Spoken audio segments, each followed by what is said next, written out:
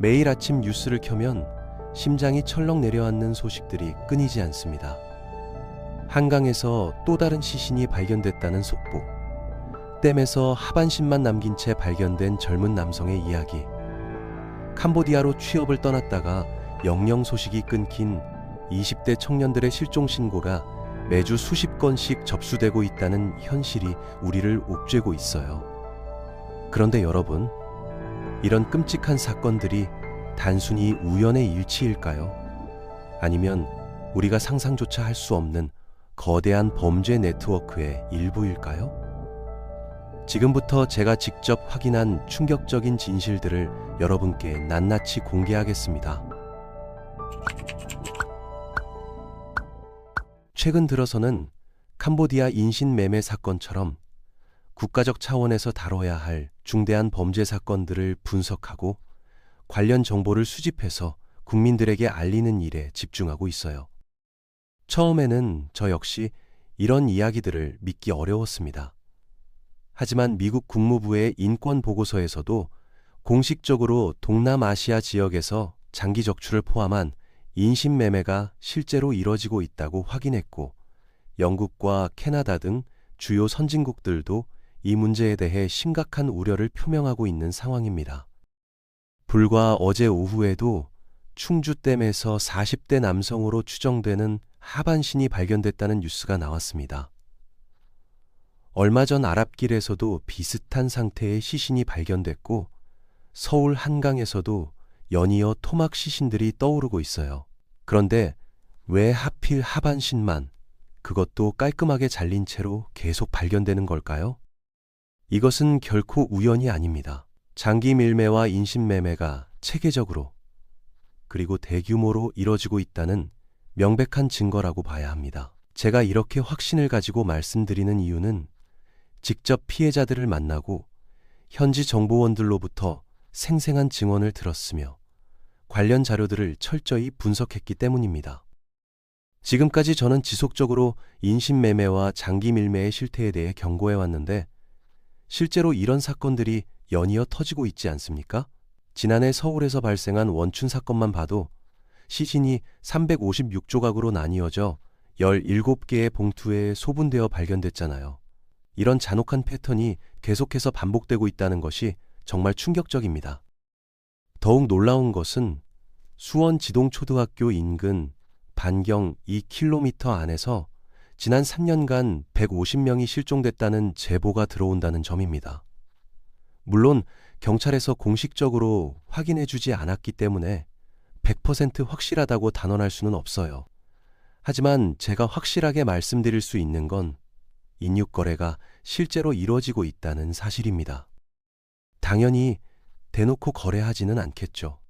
하지만 이런 끔찍한 사건들이 너무나 자주 발생하는 것을 보면 이를 단순한 음모론으로 치부하지 말고 충분한 근거가 있는 심각한 현실로 받아들여야 합니다. 특히 젊은 남성들의 하반신이 유독 자주 발견되는 것은 우연이라기에는 너무나 의심스러운 패턴이에요.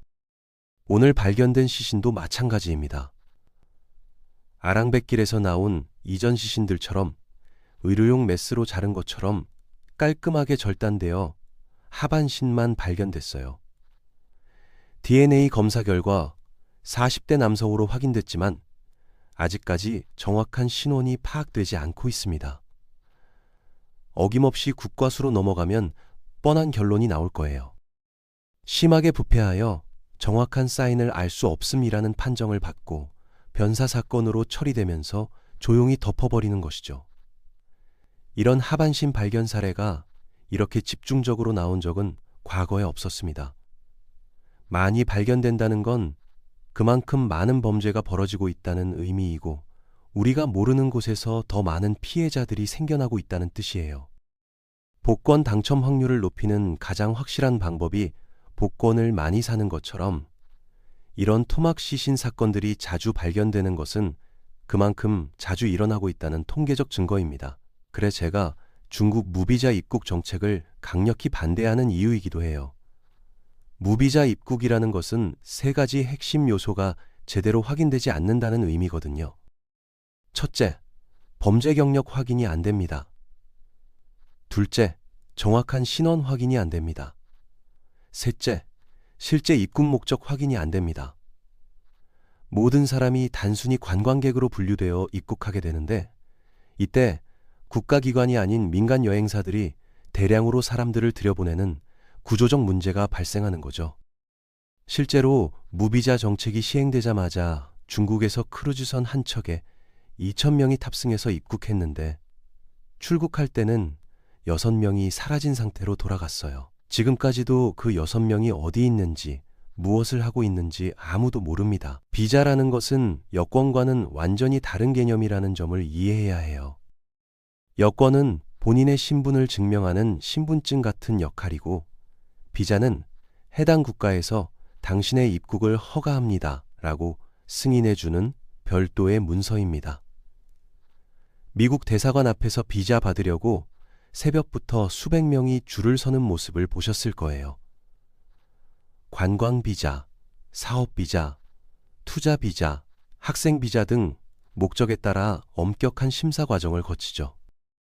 그런데 무비자 정책은 이런 모든 필터링 과정을 생략하고 최대 15일까지 자유롭게 들어올 수 있게 하는 제도입니다. 물론 관광산업 활성화를 위한 좋은 취지의 정책이긴 하지만 선량한 관광객과 함께 범죄자들도 아무런 제재 없이 들어올 수 있다는 심각한 부작용이 있어요. 캄보디아 상황을 보면 더욱 심각합니다. 중국 자본이 대규모로 들어가서 프놈펜에서 시아누크빌까지 기존에 6시간이나 걸리던 거리를 단 2시간으로 단축시킨 고속도로를 건설했어요. 표면적으로는 경제 발전을 위한 인프라 구축이었지만 실제로는 그 뚫린 길을 통해 인질범들이 피해자들을 더욱 쉽게 내륙 깊숙이 끌고 들어가고 있는 상황입니다. 중국에서 삼합회를 비롯한 각종 범죄 조직들을 대대적으로 단속하고 일망타진한 시점이 2019년이었습니다.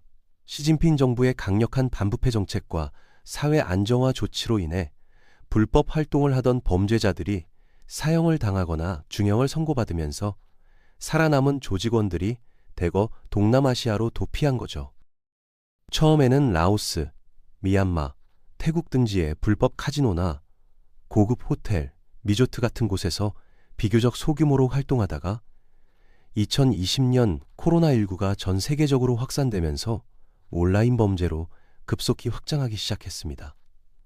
국경이 봉쇄되고 사람들의 이동이 제한되자 인터넷을 통해 전 세계를 상대로 보이스피싱이나 온라인 사기를 치기 시작한 거예요. 초기에는 같은 언어를 사용하는 중국인들을 주요 타겟으로 삼았는데 중국 정부의 강력한 압력과 단속이 이어지자 점점 다른 나라 사람들을 노리게 됐습니다. 미얀마나 라오스에서 활동하다가 최종적으로 캄보디아에 정착하면서 대만, 홍콩, 일본을 거쳐 한국 사람들을 집중적으로 노리기 시작했어요. 특히 한국 사람들이 주요 타겟이 된 데에는 몇 가지 구체적인 이유가 있습니다. 첫째, 청년 실업률이 높고 고용 불안에 시달리는 20, 30대가 많아서 해외 취업에 대한 관심이 높다는 점. 둘째, 인터넷 뱅킹과 모바일 뱅킹 사용률이 세계 최고 수준이라 휴대폰만 손에 넣으면 쉽게 계좌에서 돈을 빼낼 수 있다는 점이 주요 요인이에요. 실제 통계를 보면 상황의 심각성을 더욱 실감할 수 있습니다. 2023년에 캄보디아에서 실종 신고된 우리나라 사람은 13명에 불과했는데 2024년에는 갑자기 220명으로 급증했어요. 그런데 2025년 올해는 8월까지만 해도 벌써 330명이 실종 신고됐습니다. 그래프로 그려보면 거의 수직 상승하는 무서운 증가세를 보이고 있죠. 이런 급격한 증가세가 국제사회의 관심을 끌면서 캄보디아 내 중국계 범죄 조직에 대한 본격적인 수사가 시작됐습니다. 40년간 캄보디아를 철권 통치해온 훈센 총리의 최측근 고문 역할을 하고 있는 87년생 중국계 캄보디아인이 운영하는 천지회장 프린스 그룹을 영국과 미국에서 동시에 기소하고 수십억 달러 규모의 자산을 동결했어요. 제가 직접 연락을 주고받고 있는 여성 피해자의 증언을 들어보면 그 수법이 얼마나 치밀한지 알 수 있습니다. 처음에는 태국 여행을 함께 가자는 식으로 접근했다고 해요. 당근마켓을 통해서 디자인 관련 프로젝트가 있는데 함께 작업하면서 태국에서 휴가도 겸할 수 있다며 자연스럽게 제안한 거죠. 월 150만 원 정도의 급여를 보장한다고 했지만 태국행을 거부하자 그 과정에서 교묘하게 휴대폰 해킹을 시도했고 총 15개의 휴대폰 중 하나를 골라서 사용하라며 기기까지 제공하려 했다고 합니다. 여러 가지 정교한 계략을 통해 피해자를 옥죄어 나가는 전형적인 패턴이었어요. 특히 주목할 점은 그 사람들이 북한 말투를 썼다는 증언입니다. 처음에는 이상하다고 생각했는데 나중에 알아보니 강원도 사람들의 사투리가 북한 말과 상당히 유사하더라고요. 결국 강원도 지역 사람들이 이런 범죄 네트워크에 직접적으로 연루되어 있다는 증거이고 이는 국내에도 체계적인 인신매매 조직이 운영되고 있다는 충격적인 사실을 의미합니다. 캄보디아뿐만 아니라 한국 국내에서도 납치가 일어날 수 있고 특히 미얀마, 라오스, 베트남 같은 국가들은 자동차로 이동 가능한 거리에 있기 때문에 동남아시아 여행 중에도 언제든지 납치당해서 캄보디아로 끌려갈 수 있다는 점이 정말 무서운 부분이에요. 현재 캄보디아에 억류된 한국인 수에 대해서는 각 기관마다 다른 발표를 하고 있습니다. 국정원에서는 약 1,000명, 경찰청에서는 500명 정도로 추산한다고 발표했지만 제가 접촉하고 있는 현지 정보원들과 탈출에 성공한 피해자들의 증언에 따르면 최소 1만 명은 될 것으로 보입니다. 여기에는 실제로 우리나라에서 각종 법을 위반하고 캄보디아로 도피한 범죄자들, 불법 카지노에서 큰 돈을 잃고 중국계 범죄 조직들에게 거액의 빚을 진 도박 중독자들, 그리고 순수하게 속아서 끌려간 일반 시민들이 모두 포함되어 있어요. 이런 사람들이 호텔이나 카지노의 뒷문으로 끌려나가면 상상을 초월하는 거대한 범죄 단지가 펼쳐진다고 합니다. 한번 그 안으로 들어가면 탈출하기가 거의 불가능할 정도로 삼엄한 경비와 감시 체계가 구축되어 있다고 해요. 탈출에 성공한 피해자들의 증언을 종합해보면 캄보디아에 도착한 20대 청년들의 상태가 정말 참혹합니다. 온몸에 구타당한 흔적들이 선명하게 남아있고 정신적 트라우마로 인해 제대로 된 대화조차 어려운 상태가 많아요. 도착하자마자 무조건 폭행을 가해서 저항 의지를 완전히 꺾어놓는다고 합니다. 보통 2, 3일 동안 지속적으로 구타를 가한 후에야 첫 번째 식사를 제공한다고 해요. 완전히 길들여진 상태가 되면 그때부터 갑의 입장에서 여러 가지 명령을 내리기 시작하는 거죠. 순순히 지시를 따라하면 하루 2끼 정도의 식사를 주는데 동남아시아 특유의 긴 쌀에 간단한 야채 볶음 정도가 전부라고 합니다. 보이스 피싱이나 온라인 사기를 통해 실적이 나오기 시작하면 대우가 조금씩 나아지지만 실적이 나오지 않으면 계속해서 고문과 협박이 이어집니다. 그래도 성과가 없으면 다른 종류의 업무를 시키고 그것마저 실패하면 다른 조직에 팔아넘기거나 더 열악한 환경으로 보내버리는 거죠. 정말 끔찍한 것은 마지막 단계입니다. 아무런 경제적 가치가 없다고 판단되면 배에 태워서 바다로 데리고 나간다는 증언들이 계속 나오고 있어요. 간, 폐, 신장을 실제로 적출했다. 너희도 똑같이 당할 수 있다는 협박을 공공연하게 한다고 하니까 이것이 단순한 위협이 아닐 가능성이 높습니다. 탈출을 시도하지 못하게 하기 위해 물리적 압박뿐만 아니라 심리적 협박도 체계적으로 가합니다. 악어에게 사람이 물어뜯기는 영상, 전기고문을 당하는 모습을 촬영한 동영상들을 강제로 시청시키고 옆방에서 일부러 다른 사람을 구타하는 소리를 크게 들려줘서 공포감을 극대화시키는 거예요. 남자가 비명을 지르는 소리가 한동안 이어지다가 갑자기 총소리가 나고 그 다음 날부터는 그 사람을 다시는 볼 수 없게 된다는 증언이 여러 피해자들로부터 일관되게 나오고 있습니다. 시신은 단지 내에 있는 소각장에서 바로 태워서 증거를 없애버린다고 해요. 이런 범죄 단지의 규모는 우리가 상상하는 것보다 훨씬 큽니다. 시아누크빌이나 웅구단지, 망고단지, 푸짜단지 같은 곳들은 기본적으로 경비 인력만 200명이 넘는다고 해요.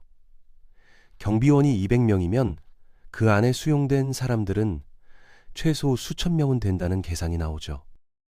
드론으로 상공에서 촬영한 영상들을 보면 마치 미군 부대나 대규모 수용소처럼 보일 정도로 거대한 규모라고 합니다. 무장한 경비원들이 24시간 교대로 감시하고 있어서 외부인이 함부로 접근할 수도 없고 내부 사람들이 탈출하는 것은 더더욱 불가능한 구조로 되어 있어요. 정말 놀라운 것은 그 안이 하나의 완전한 도시처럼 구성되어 있다는 점입니다. 성매매 업소도 있고 이발소도 있고 심지어 카지노까지 운영해서 범죄에 적극 협조하는 사람들은 어느 정도 자유를 누릴 수 있게 해놓았어요. 그 안에서 모든 일상생활이 가능하도록 인프라를 구축해 놓은 거죠. 물론 일을 제대로 못하거나 저항하는 사람들은 경제적 가치가 없다고 판단해서 바로 처리해버리지만 성과를 내는 사람들은 점차 등급을 올려서 팀장이나 관리자 역할까지 맡게 합니다. 마치 일제강점기 친일파들처럼 범죄 행위에 적극적으로 가담하는 사람들을 우대해서 활용하는 시스템이에요. 이들을 통해 한국에 있는 친구들 연락처를 달라.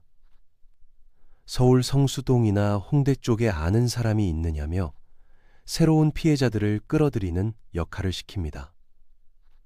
같은 한국 사람이 형이 캄보디아에 와서 정말 좋은 사업을 하고 있다. 카지노에서 대박이 났으니 항공료 보내줄 테니 빨리 와라 라고 연락하면 의심 없이 따라가게 되는 거죠. 아니면 믿을 만한 지인을 직접 한국으로 보내서 함께 가자고 설득하기도 합니다. 우리나라 사람들이 다른 나라에 비해 정이 많고 인적 네트워크가 강하다 보니까 이런 방법들이 특히 잘 통하는 것 같아요. 설령 직접 가기는 싫다고 해도 그럼 통장이라도 팔아달라, 명의만 빌려달라며 다양한 방법으로 범죄에 연루시키려 합니다. 이런 상황을 지켜보고 있으면 마치 역사가 반복되는 것 같아서 정말 가슴이 답답합니다. 일제강점기에 독립운동가들이 나라 잃은 서름을 품고 싸웠던 그 시대와 너무나 닮아 있다는 생각이 자꾸 들어요. 국가기관들은 여전히 늦장 대응을 하고 있고 캄보디아 코리안 데스크도 제대로 구성되지 못한 상태예요. 현재 경찰청 차관급 몇 명과 국정원 직원 일부가 현지에 파견되어서 상황을 파악하고 있다고는 하지만 이미 수만 명의 피해자가 발생한 상황에서 보면 너무나 미약한 대응이라고 할 수밖에 없습니다. 더 큰 문제는 현지 대사관의 안이한 대응 태도예요. 실제로 4층 건물에서 뛰어내려서 간신히 탈출한 피해자가 지금 막 감금 상태에서 탈출했으니 도와달라고 대사관에 긴급히 신고했는데 대사관 직원이 그런 일은 경찰에 신고하라고 했다는 증언이 있어요. 그런데 캄보디아 경찰은 어떻게 대응하냐면 더 가관입니다. 허위 신고가 너무 많으니까 본인의 정확한 이름, 여권 사본, 감금됐던 건물의 정확한 주소, 건물 외관 사진, 그리고 탈출하는 과정을 촬영한 동영상까지 모두 제출해서 정식으로 신고하라고 한다는 거예요. 목숨 걸고 탈출한 사람에게 이런 요구를 한다는 것 자체가 완전한 직무유기 수준이죠. 이런 절망적인 상황에서 캄보디아 현지에 자경단을 조직한 한국 사람들이 있다고 합니다. 국가도 믿을 수 없고 대사관도 도움이 안 되니 우리 동포들은 우리 스스로 지키자는 정신으로 말이에요. 마치 미국 서부 개척 시대의 자치경찰이나 영국의 민간순찰대 같은 개념으로 자구책을 마련한 거죠. 제가 그분들과도 간접적으로 연락을 주고받고 있는데 정말 일제강점기 의병들이 무기도 변변치 않으면서 목숨을 걸고 항일무장투쟁을 벌였던 그 정신과 너무나 닮아 있다는 생각이 듭니다. 국가가 국민을 지켜주지 못할 때 시민들이 스스로 나서는 숭고한 모습이라고 할 수 있어요. 우리나라 사람들이 지금은 경제적으로 풍요로워지고 교육 수준이 높아지다 보니 상당히 순진해진 면이 있지만 원래 이런 민족이 아니었거든요. 중국에 56개의 소수민족이 있다고 하는데 그 중에서 가장 강하게 저항 정신을 보이는 게 바로 조선족들이라고 해요. 다른 소수민족들은 한족의 동화 정책에 비교적 순응하는 편인데 조선족만은 절대 굴복하지 않고 자신들의 정체성과 문화를 끝까지 지키려고 한다는 겁니다. 우리와 같은 핏줄이기 때문이겠죠. 강인한 생존력과 불굴의 투지가 DNA에 새겨져 있는 것 같아요. 몇 년 전 서울에서 발생한 오원춘 사건만 봐도 알 수 있습니다. 그 사람도 조선족 출신인데 정말 거칠고 포악했잖아요. 조선족이나 대한민국 사람이나 결국 같은 민족인데 우리는 GDP 3만 달러 시대를 맞으면서 교육도 잘 받고 물질적으로도 풍요로워지다 보니 입반이 다 빠진 순한 양처럼 되어버린 면이 있어요. 하지만 정말 급박한 상황이 되면 잠자고 있던 투지가 깨어나는 민족이기도 합니다. 평소에는 게으른 것 같지만 벼락치기로 성과를 내는데 특별한 재능이 있는 것처럼 진짜 위기 상황에서는 놀라운 저력을 발휘하는 경우가 많아요. 캄보디아 인신매매 피해자들이 겪는 가장 큰 문제 중 하나가 바로 마약입니다. 강제로 마약을 투여당한 후에 너희가 마약을 했다는 증거가 다 있으니 한국에 돌아가도 처벌받을 거다. 차라리 여기서 계속 일하는 게 낫다며 교묘한 가스라이팅을 당하는 거예요. 설령 운 좋게 탈출에 성공한다고 해도 캄보디아 자체가 부패가 너무 심해서 또 다른 지옥과 같은 상황에 직면하게 됩니다. 과거 우리나라 경찰들도 부패했던 시절이 있었잖아요. 단속 정보를 미리 흘려주고 업주들로부터 야식을 얻어먹고 그랬는데 지금 캄보디아가 정확히 그런 상황이에요. 달러, 우리 돈으로 20만 원에서 50만 원 정도만 주면 불법 체류자를 풀어주고 범죄자를 석방시켜주고 수사를 중단시켜주는 그런 곳입니다. 범죄 조직에서도 이런 점을 악용해서 너희가 탈출해봤자 경찰과 출입국 관리소가 다 우리와 연결되어 있으니 소용없다며 실제 사례들을 들려주면서 절망감을 심어주는 거죠. 실제로 탈출을 시도했다가 다시 붙잡혀온 사람들은 이전보다 훨씬 더 심한 폭행을 당하고 남성의 경우 성매매 업소 쪽으로 팔려나가기도 한다고 합니다. 여성 피해자들의 경우에는 더욱 참혹한 상황에 놓이게 되는 것 같아요. 처음에는 너희 몸값이 3천만 원이니까 가족들에게 연락해서 코인으로 몸값을 보내달라고 하라며 금전적 해결을 요구합니다. 그것이 현실적으로 불가능하다고 판단되면 그럼 일해서 갚아라며 강제 노역에 투입시키고 그것도 여의치 않으면 프놈펜 룸살롱에서 일해라며 성착취업소로 보내버리는 거죠. 여성들에게는 지속적으로 마약을 투여해서 점점 그곳 생활에 길들여지도록 만들고 저항 의지를 완전히 말살시킨 후에 각종 성범죄에 노출시킵니다. 한번 그 늪에 빠지면 정상적인 사회 복귀가 거의 불가능할 정도로 심각한 후유증을 남기게 되는 거예요. 지금 젊은이들이 이런 위험한 함정에 빠지는 근본적인 이유를 분석해보면 기본적인 생활비 부담이 기성세대보다 훨씬 크다는 점을 들 수 있습니다. 1990년대 세대였던 저희가 20대였을 때는 스마트폰도 없었고 각종 디지털 인프라가 부족했지만 그만큼 돈이 나갈 곳도 적었어요.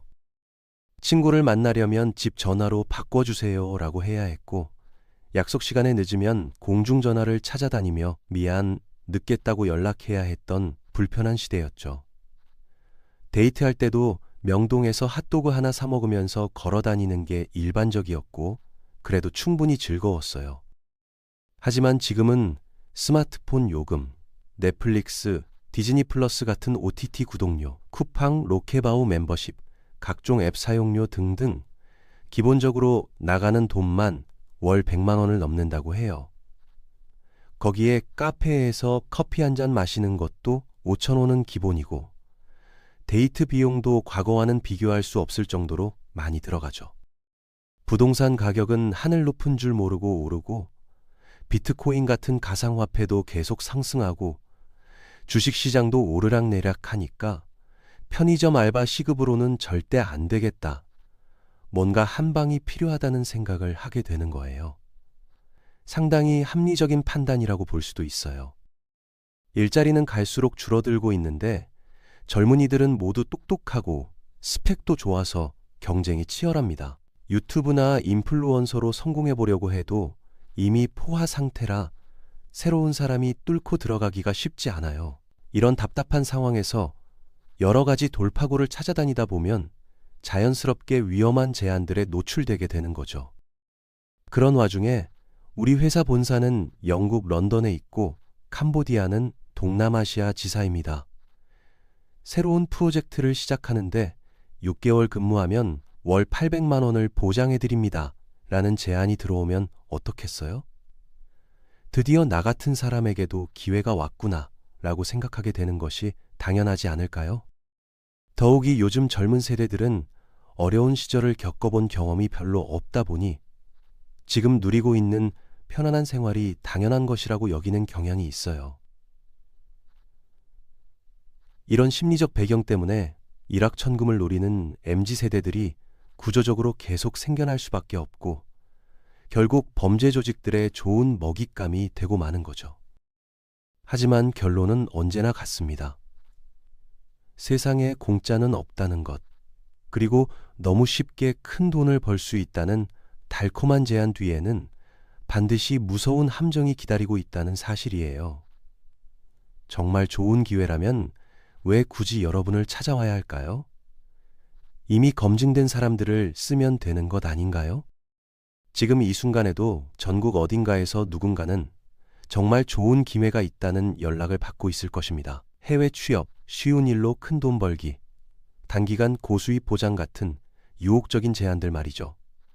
캄보디아로 떠난 수많은 청년들도 처음에는 모두 인생 역전의 기회라고 생각했을 겁니다.